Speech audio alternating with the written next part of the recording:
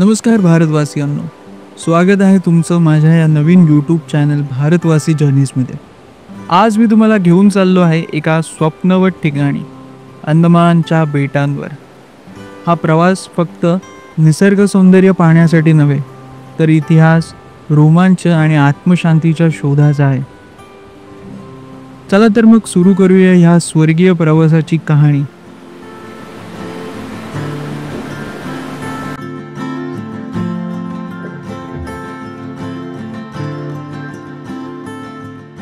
आमच्या प्रवासाची सुरुवात झाली मुंबईहून. सकाळी लवकर उठून विमानतळावर पोहोचलो आणि काही तासांनंतर पोर्ट ब्लेअरला पोहोचलो.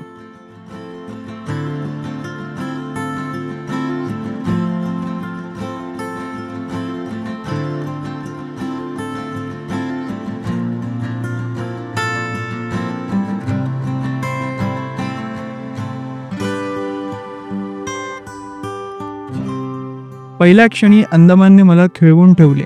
हवा ताजी होती आणि वातावरण अगदी प्रसन्न होते. हॉटेलमध्ये फ्रेश झाल्यावर आम्ही आमचा पहिला स्टॉप गाठला, कॉर्बिन्स कोव्ह बीच. या शांत किनाऱ्यावर आम्ही एका अनोख्या वॉटर ॲक्टिव्हिटीचा अनुभव घेतला, सी कार्टिंग.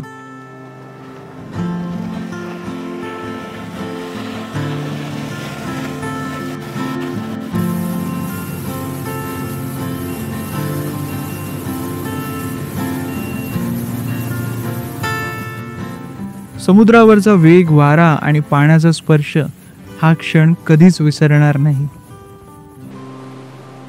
संध्याकाळी सूर्य क्षितिजात मावळताना जणू सोनेरी प्रकाशाचा खेळ चालला होता.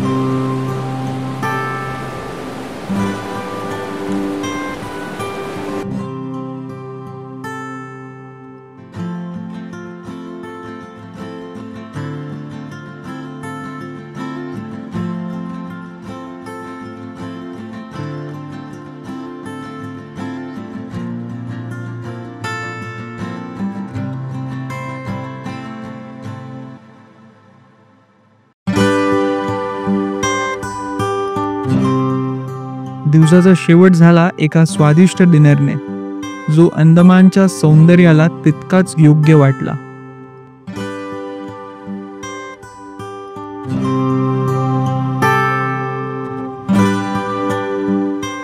दुसऱ्या दिवशी सकाळी आम्ही पोर्ट ब्लेअरहून फेरीने हॅवलॉक बेटाकडे रवाना झालो.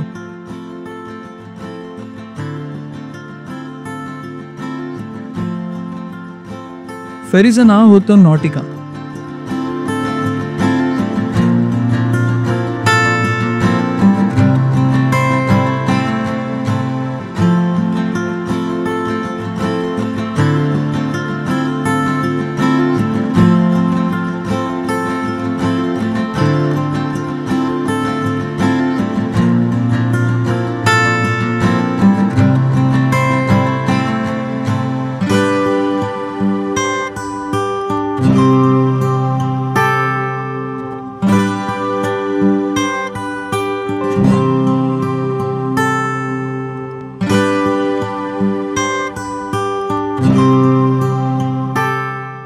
आणि हा 2 तासांचा प्रवास मंत्रमुग्ध करणारा होता. चारही बाजूंनी निळशार पाणी आणि लाटांचे संगीत.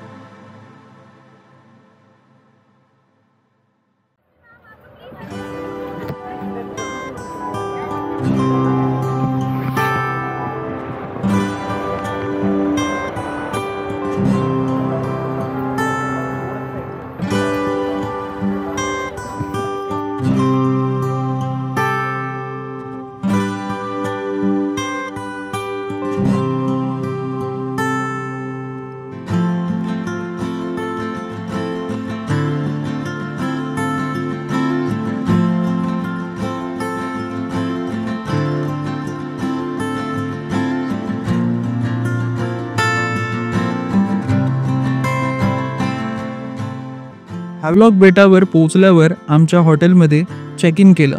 हे हॉटेल समुद्राच्या अगदी जवळ होतं आणि खिडकीतून दिसणारा नजारा म्हणजे एक पर्वणीच होती.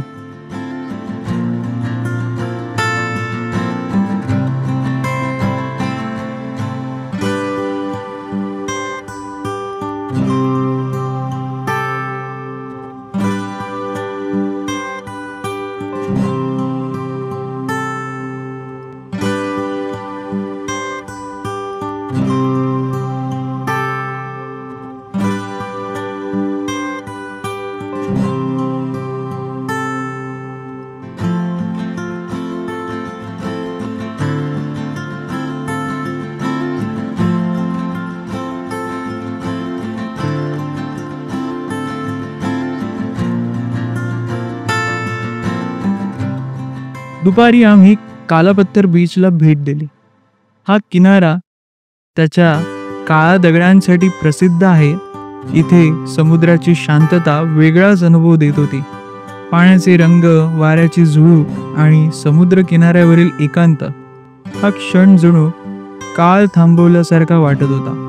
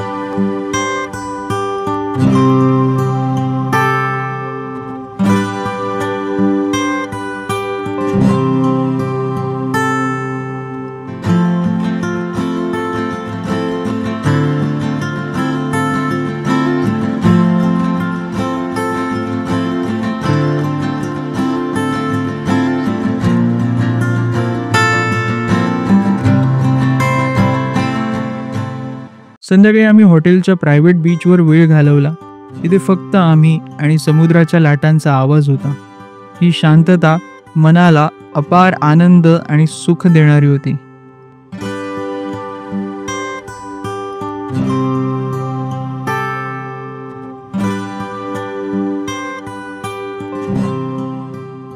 तिसऱ्या दिवशीची सुरुवात आमची सकाळी लवकर उठून झाली. सकाळी लवकर उठून आम्ही स्कुबा डायव्हिंग करण्यासाठी सज्ज झालो होतो.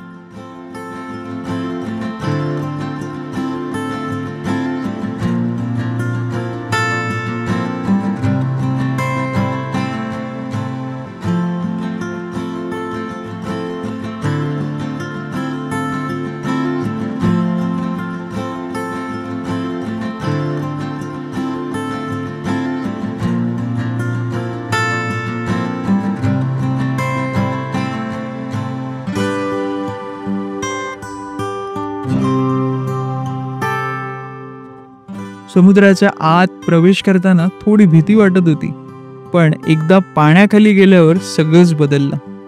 रंगीबिरंगी कोरल्स, शेकडो मासे आणि निळसर पाणी, ही अनुभूती शब्दात सांगणं कठीण आहे.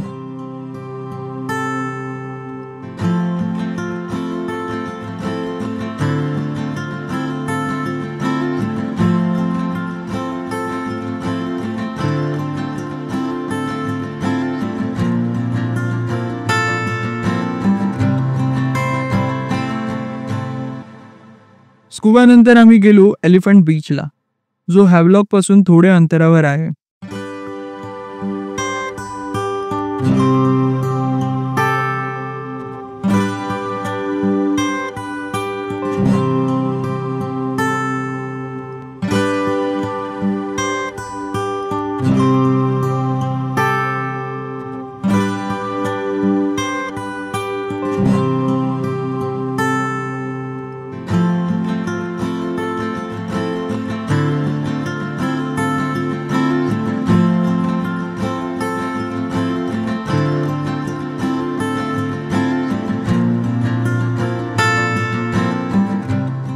छोट्या बोटीने पोहोचल्यावर तिथे विविध वॉटर ॲक्टिव्हिटीजचा आनंद घेतला. बनाना राईड, स्नॉर्कलिंग आणि सी वॉक.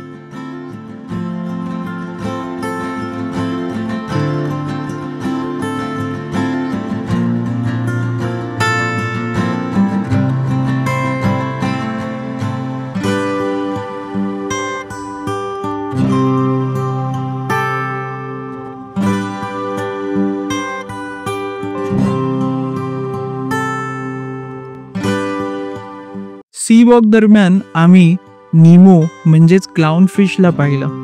हा क्षण आयुष्यातील सर्वात सुंदर आठवणींपैकी एक बनला.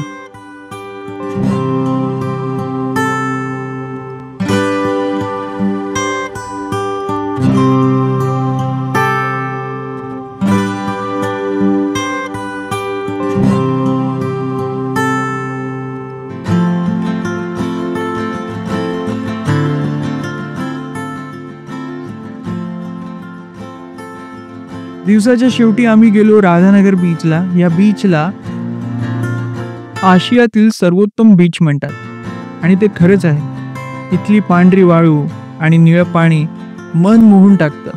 सूर्यास्ताचं दृश्य तर स्वप्नवतच होतं.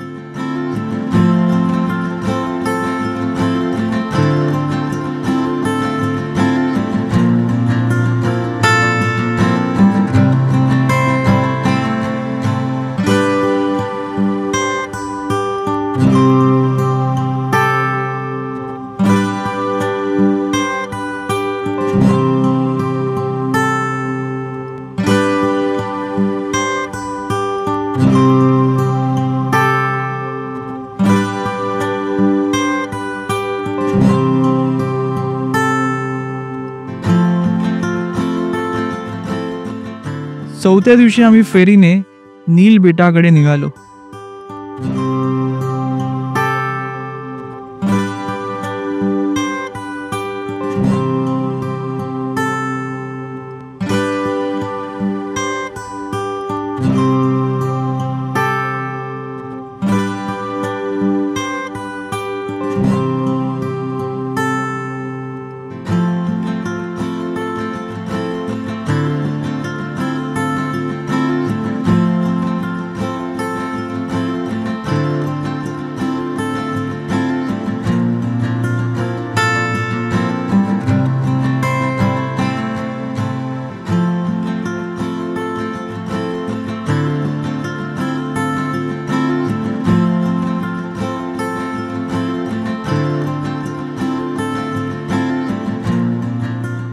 नील बेट थोडंसं लहान आहे, पण त्याची शांतता आणि सौंदर्य अद्वितीय आहे.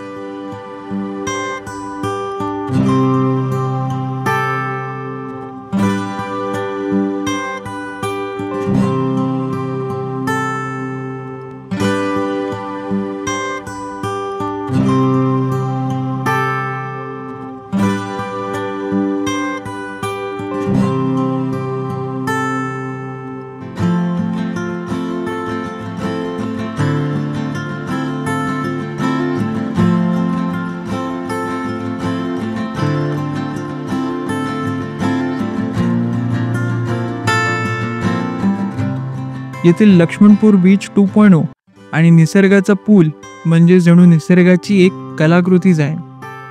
समुद्राच्या लाटांनी तयार झालेला हा नैसर्गिक पूल अप्रतिम आहे.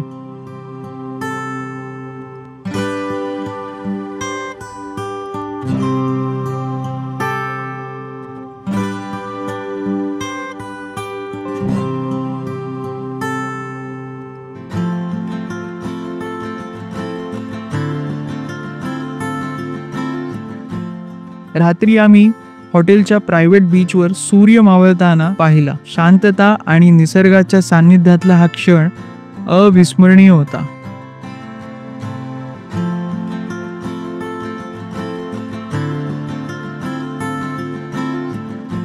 पाचव्या दिवशी आम्ही परत पोर्ट ब्लेअरला फेरीने आलो. इथली ऐतिहासिक सेल्युलर जेल पाहणं हा आमच्या प्रवासाचा महत्त्वाचा भाग होता. ब्रिटिश काळातील स्वातंत्र्य संग्रामाच्या शूरवीरांच्या कहाण्या इथे जिवंत वाटत होत्या. यहाँ पे रिवॉल्ट हो गया और रेवोल्यूशनरीज को कमजोर कर सके. किचन के बाजू में लकड़े का घर, ये फांसी घर, ये पहले खुला हुआ था, रूफ नहीं था, साइड वॉल्स नहीं थी. ओपन प्लेस हुआ करता था। इसके अंदर हम देख पाएंगे wooden beam platform lever original है, रस्सी नया। और यहाँ पे कितने स्वतंत्र सेनानियों को लाकर यहाँ पे फांसी दिया गया, ऐसे कोई रिकॉर्ड नहीं है, बिकॉज उन स्वतंत्र सेनानियों को फांसी देना होता, उन्हें अंडमान लाने की जरूरत नहीं थी, उन्हें वहीं पे हैंग कर सकते थे। इनको किस कारणवश पनिश किया गया? न्यू कमर्स आ रहे हैं, they never raise voice against British, everything psychology, behind psychology British cared about India.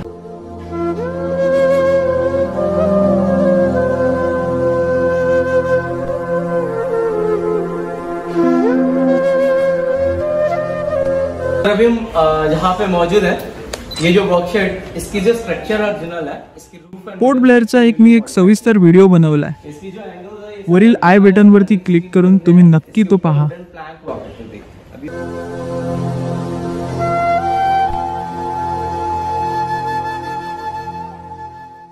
संध्याकाळी आम्ही चिडिया टापूला गेलो। इथला सूर्यास्त एकदम जादुई होता। आकाश जणू रंगांनी भरून गेलो होता।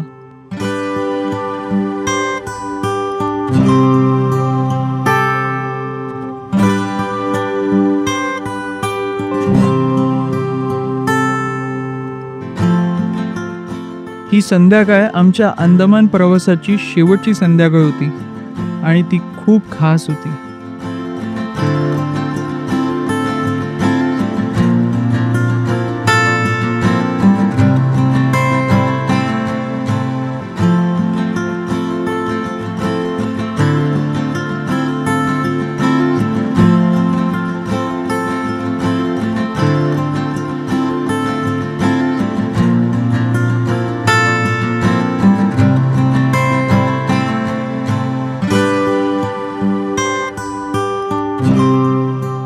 आमच्या प्रवासाचा शेवट झाला 6व्या दिवशी।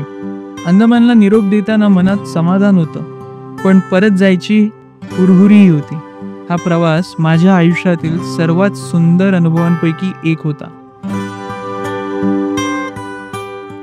जर तुम्हाला माझा हा अंदमानचा प्रवास आवडला असेल तर नक्की लाईक करा, चॅनलला सबस्क्राईब करा आणि तुमच्या मित्रांसोबत शेअर करा। पुढच्या प्रवासात भेटूया। तोपर्यंत सुरक्षित राहा आणि भारतवासी जर्नीज पाहत रहा।